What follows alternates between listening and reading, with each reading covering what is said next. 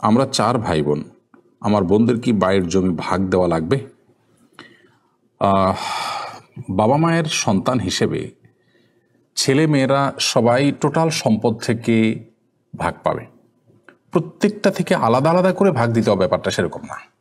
অর্থাৎ ভিটা থেকে আলাদা ভাগ দিতে হবে, জমি থেকে আলাদা ভাগ দিতে হবে, নাল জমি থেকে আলাদা ভাগ দিতে হবে, এরকম কোনো কথা নেই।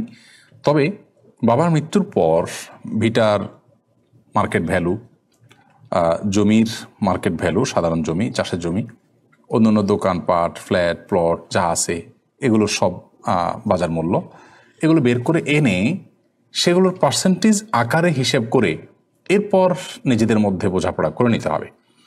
অর্থাৎ সাধারণত মেয়েরা যেহেতু বাবার বাড়িতে থাকেন না, এটা ভাইদের দরকার, অতএব ভাইরা যদি রাখেন তাহলে এটা ন্যায্য মূল্য ধরে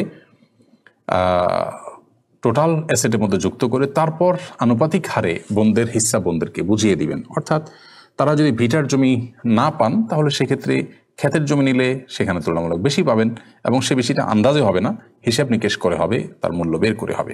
এভাবে যদি বন্টন করে নেন নিজেদের মধ্যে বোঝাপড়া করে, তাহলে সেক্ষেত্রে কোনো অসুবিধা নেই।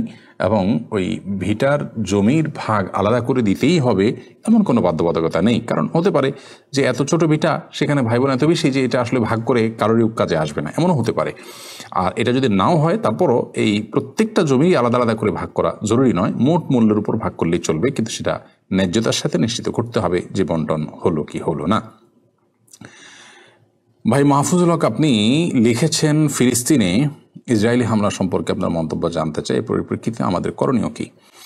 দেখুন, ফিলিস্তিনের মানুষের স্বাধীনতা সংগ্রাম দীর্ঘদিন থেকে তারা চালিয়ে যাচ্ছে, এবং সেখানে দখলদার আগ্রাসী বাহিনী তাদের যে তৎপরতা সেটি দীর্ঘদিন থেকে চালাচ্ছে। মানুষ নিপীড়িত, সেখানে শিশুদের কান্নার আওয়াজে আকাশ বাতাস ভারী হয়ে উঠছে। পৃথিবীর মোড়লরা তাদের দায়িত্ব যথাযথভাবে পালন করছেন না।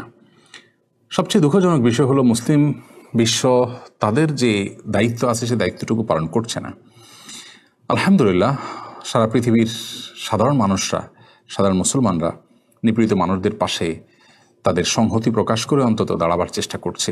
এই চেষ্টাটা আমাদের জোরালো করা উচিত, এবং আমরা প্রত্যেকে যার যার জায়গা থেকে বিশ্ব নেতাদেরকে, বিশ্ব মহলদেরকে, বিশেষ করে মুসলিম রাষ্ট্রপ্রধানদেরকে তাদেরকে চাপ প্রয়োগ করা উচিত। তারা যেন এই নিপীড়িত মানুষদের নিপীড়ন দূরের জন্য তারা যেন ন্যূনতম উদ্যোগ গ্রহণ করেন।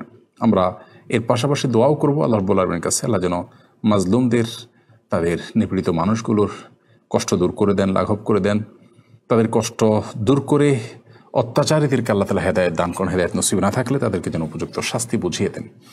এই দোয়া আমাদের মধ্যে অব্যাহত থাকতে হবে।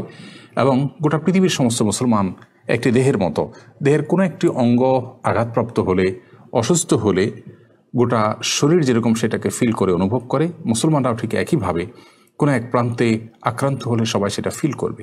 যার ফিলটা যত কম হবে তার ইমানের দুর্বলতা তত কম সেটি প্রমাণিত হবে, যার ফিলটা যত বেশি হবে তার মধ্যে মুসলিম ভ্রাতৃত্ব, ওয়ালা এবং পারা, ইমানের গুরুত্বপূর্ণ একটা পার্ট বেশি আছে, সেটি বোঝা যাবে। আল্লাহ রাব্বুল আলামিন আমাদের অক্ষমতাকে মাফ করুন, আমাদের মাজলুম ভাই বোনদেরকে রক্ষা করুন।